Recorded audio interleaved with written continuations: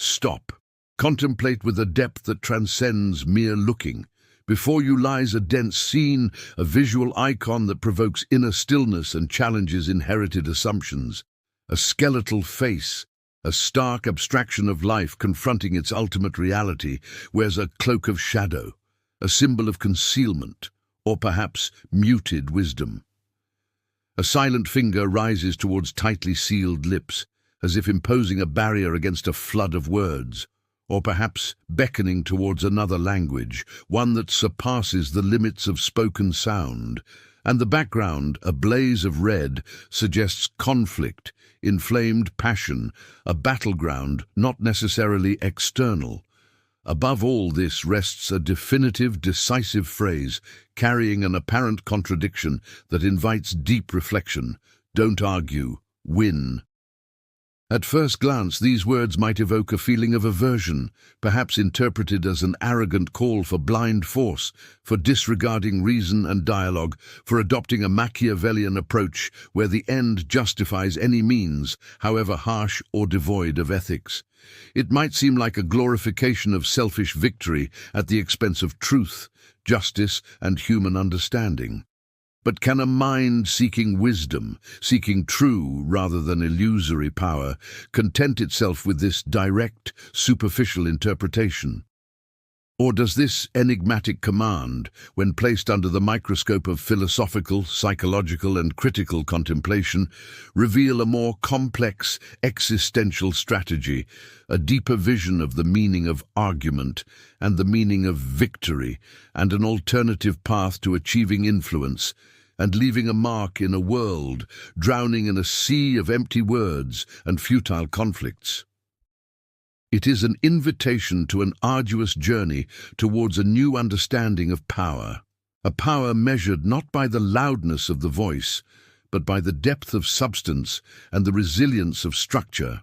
Argument, let us pause at this word, this human activity almost intrinsically linked to our social and intellectual existence. What is argument in its reality? In its ideal form, as envisioned by philosophers of dialogue like Plato in his Socratic dialogues, it is a noble tool for the shared pursuit of truth, a mechanism for refining ideas by exposing them to different perspectives, a bridge to reach a deeper, more comprehensive understanding of the world and ourselves. It is a harmonious intellectual dance between minds, aimed at revelation and enlightenment, not dominance and exclusion. But let us be honest with ourselves. How often do we witness this kind of refined Platonic argument in our daily lives, in our public spaces, or even in our private intellectual reflections? Reality, unfortunately, most often presents us with a completely different picture. In the vast majority of cases, argument devolves from a journey of intellectual exploration into a bitter battleground for the self, the ego. The central goal becomes not reaching objective truth, but proving personal superiority, appearing knowledgeable and capable, brilliant and unassailable. Logical points turn into weapons in a battle aimed at demolishing and silencing the opponent, and logical fallacies are used consciously or unconsciously as traps to ensnare the other party. The sincere desire to understand vanishes, replaced by the feverish desire to win the debate, even if this victory is merely a hollow verbal triumph based on wordplay or exploiting the opponent's personal weaknesses. In these egoistic battles, truth hides in shame, principles are trampled underfoot, and the arena of dialogue transforms into a swamp of grudges and personal animosities. Argument here does not build bridges of understanding, it digs trenches of division. It does not enrich minds, it poisons hearts. It does not lead to light, it plunges everyone into the darkness of blind adherence to opinion, obstinate stubbornness, and clinging to error as if it were absolute truth.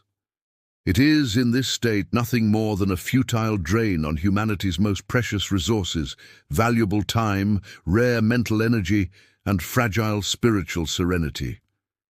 There are no true victors in an ego-driven argument. Everyone loses, and the first casualty is truth itself. And there is another facet of contemporary argument, no less dangerous and negative: its transformation into empty intellectual noise. In the age of the information explosion, where every individual has a platform to broadcast their opinions, however superficial or unexamined, and where algorithms reward quick, controversial interactions more than deep, thoughtful content, arguing about every trivial matter has become a near-permanent condition.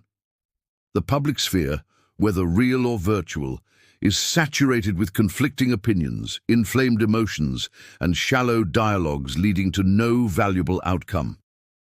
It's like a global marketplace of chatter, where voices rise, slogans intertwine, and the sound of wisdom and reason is lost amidst the endless clamor. This constant noise does not enrich our consciousness.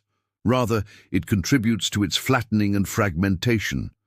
We lose the ability to distinguish between the worthless and the valuable, between sound, logical argument and flashy fallacy, between reliable news and malicious rumor. We become beings feeding on intellectual fast food, losing our appetite for the deep cognitive nourishment that requires careful digestion and critical thinking.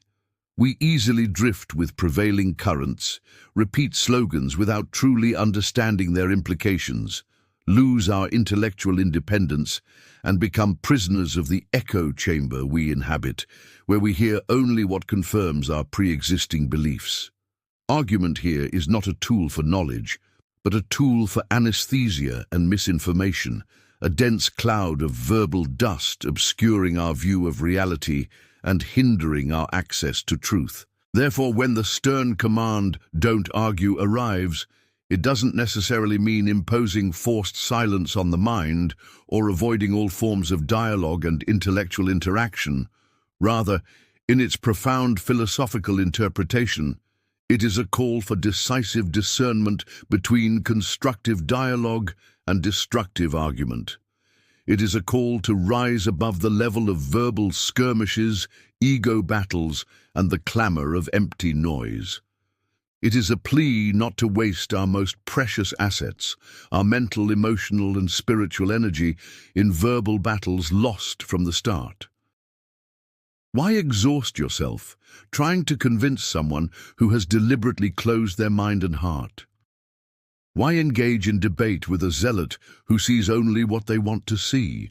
Why waste your time on Byzantine arguments about marginal issues while core matters await your effort and thought? Don't argue here means be wise in choosing your battles and selective in directing your energy. Save your effort and time for what is more worthwhile, for what can make a real difference, for what contributes to building, not demolition. It is a call to adopt an economy of wisdom in the use of words and energy. And here we move to the second part, the more positive and profound one: win. If futile argument is a dead end leading to defeat for everyone, what is the path to true victory, and how can it be achieved? Again, we must transcend the superficial understanding of victory as the defeat of others or the attainment of selfish gains. The victory advocated by this philosophy is something entirely different. It is not a discrete external event, but a continuous internal process and an external embodiment of noble values, principles, and goals. It is not necessarily a victory over someone, but a victory for something higher. A victory for truth over falsehood, for virtue over vice, for construction over destruction, for meaning over absurdity, for substance over appearance. It is the victory measured not by the fleeting standards of the world, but by the scale of true value and lasting impact. How does this deeper victory, the victory that transcends the limits of verbal argument, manifest itself? First, and its most important manifestation, through embodied action, not abstract words. This is the pivotal point, the heart of the philosophy we are discussing. Instead of dissipating your life trying to convince the world of the beauty of your principles, the validity of your ideas, or the feasibility of your vision through an endless stream of words and arguments, Embody these principles, ideas, and visions in tangible reality. Transform words into actions, ideas into projects, visions into living models. If you believe in justice, don't just talk about it. Be just in every small and large aspect of your life, in your judgment of people, in your dealings with subordinates, in dividing resources among your children. If you advocate for mercy, embody it in your interactions with the weak and needy, and even with those who disagree with you. If you believe you have an idea that will solve a problem, don't just theorize about it. Immerse yourself in diligent work to turn it into reality, however small it may be initially. The power of a good example, the power of practical proof, has an impact far exceeding that of thousands of words and arguments. Actions create facts, build realities, change equations on the ground. Argument, however loud its voice, often remains captive to the world of possibilities and theories, changing nothing in the essence of reality. Winning here is the victory of embodied truth, the victory of an idea that has proven its worth not just by the force of its logic, but by the power of its manifestation in the real world. Building a school that educates children is a greater victory than 1,000 arguments about the importance of education. Second, by focusing on creating positive value instead of tearing others down. Futile argument, as mentioned, often feeds on negative criticism, highlighting opponents' flaws, demolition, and distortion. The path to true victory requires completely shifting the compass towards building, creating, and delivering value. Instead of being an architect of demolition for others' opinions, be an architect who builds something new, beautiful, and useful. Instead of wasting your energy tracking competitors' slips, focus all your effort on improving what you offer, honing your skills, innovating in your field, providing service beyond expectations, finding solutions to real problems people suffer from.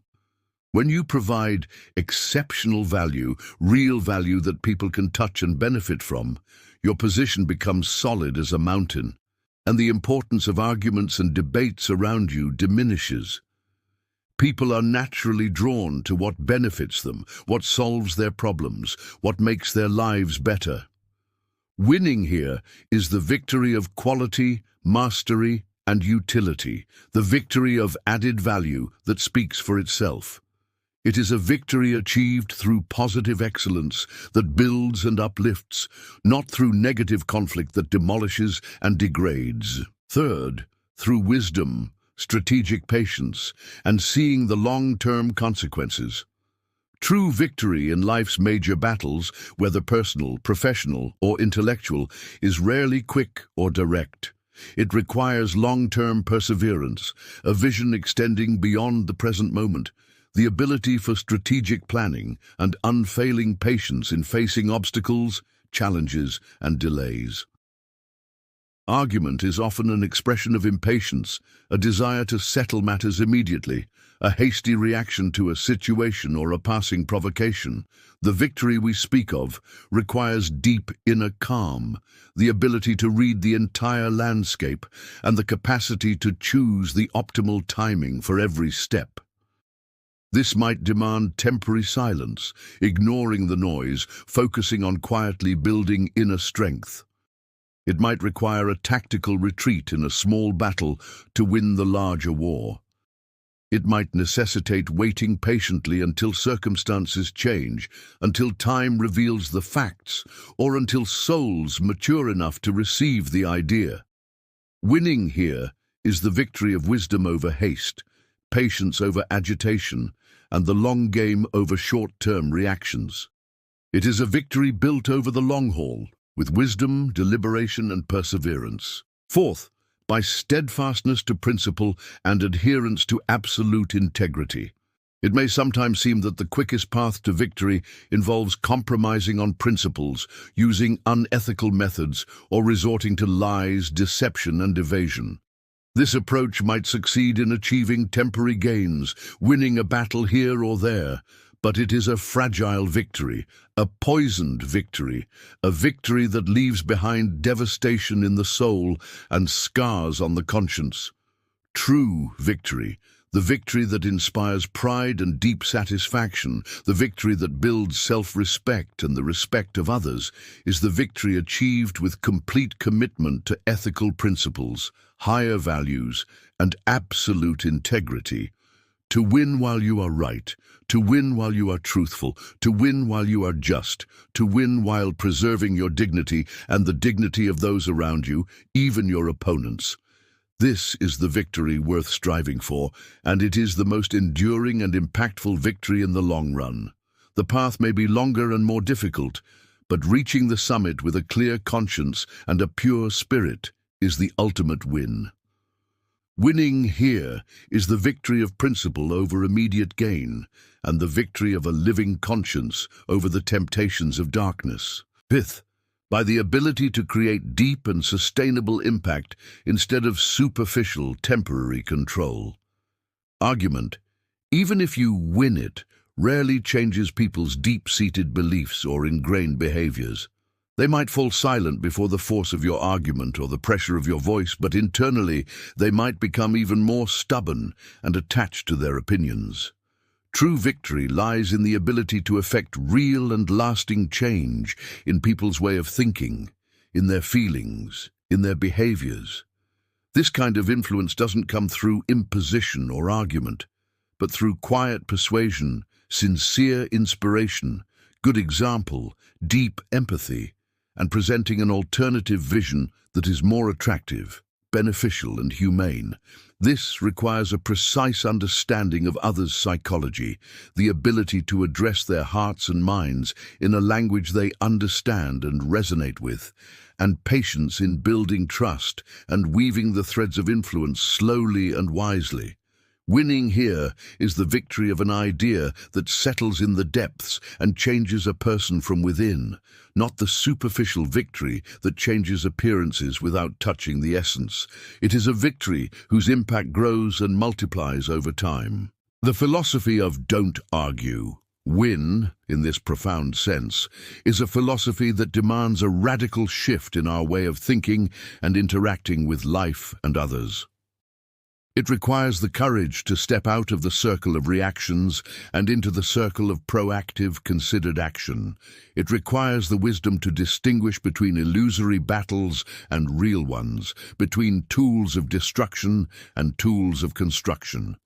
It requires high self-discipline to restrain the ego and its desire for argument and prominence, and it requires a deep faith that true value lies not in resonant words, but in sincere actions, tangible results, and lasting impact. This philosophy, once again, finds strong roots and echoes in the integrated Islamic perspective on life.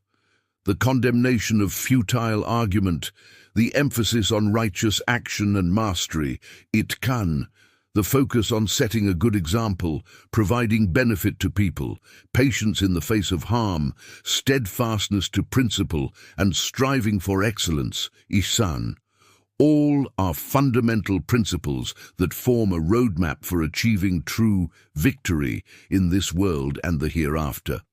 It is a victory that doesn't necessarily mean crushing others, but rather realizing the potential of the strong, constructive, influential believer who positively impacts their surroundings and embodies the values of truth, goodness, and beauty in all their actions, words, and moments of stillness. It is an invitation for the Muslim to be a facilitator of good, an obstructor of evil, miftahan lil khair, miglakan lish shar, who builds and does not demolish, reforms and does not corrupt, unites and does not divide, and leaves behind a positive legacy that testifies for them after their departure. How can we take our first steps on this path? Start by observing yourself. When do you get drawn into futile arguments? What are the real motives behind it? Is it the need for self-validation, anger, boredom? Awareness is the key to change. Then practice conscious withdrawal. The next time you find yourself about to enter a pointless argument, try being silent, changing the subject, or quietly withdrawing. Notice how you feel afterward. Did you really lose anything, or did you gain your inner peace and precious time? After that, redirect your energy. Instead of thinking about how to respond to someone arguing with you, think about how to build something that proves your point through action. What small project can you start? What skill can you learn? What volunteer work can you contribute to? Focus on your direct circle of influence. Start with yourself. Be the change you want to see. Be an example of honesty, mastery, wisdom, and patience in your dealings with your family, colleagues, and neighbors. This is the most realistic and sustainable victory. Finally, arm yourself with patience and wisdom. Remember that significant results don't come overnight. Keep building, keep working, keep embodying, and don't pay too much attention to the noise of arguers or the discouragement of naysayers. Trust that the truth embodied in masterful action, in added value, and in a positive legacy is the truth that will ultimately prevail, even if not everyone applauds it initially. Remember this image: the silent skull, the finger commanding cessation of argument, and the fiery background, perhaps symbolizing the necessity of deciding the real battle on the field of action, not words. "Don't argue, win," is not a slogan for brute force, but a call for practical wisdom, for quiet strength, for focusing on substance, for building reality instead of merely talking about it. It is the victory befitting a human being in their highest manifestation, an active, constructive, influential being who leaves their positive imprint on the page of existence, not by the noise of their words, but by the echo of their enduring deeds. Let this be your philosophy, and this your path toward true victory.